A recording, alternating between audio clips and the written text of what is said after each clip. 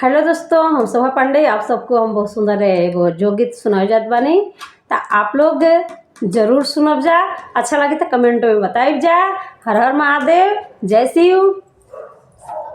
कि अरे माई नाया नाया जो बाबा में काका लागेला। अरे माई नाया नाया जो बाबा में काका लागेला। अरे माई नाया नाया जो बाबा में काका लागेला। लाले साड़ी लागेला, लाले चुनरी लागेला। लाले साड़ी लागेला, लाले चुनरी लागेला।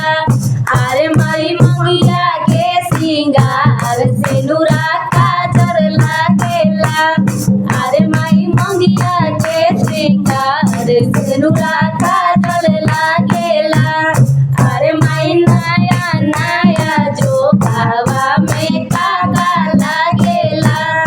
अरे माई नाया नाया जो बाबा में काका लागेला।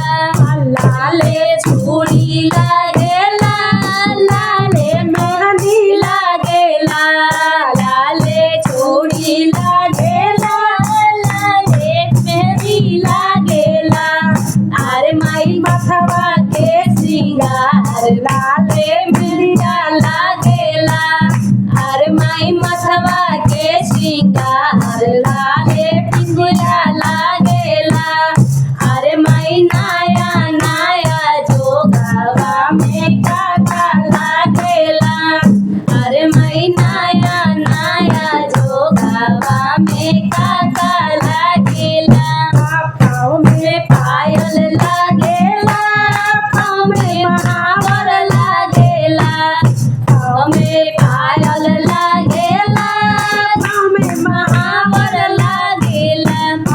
अरे माई दुल्हन के सिंगार संग में दुल्हा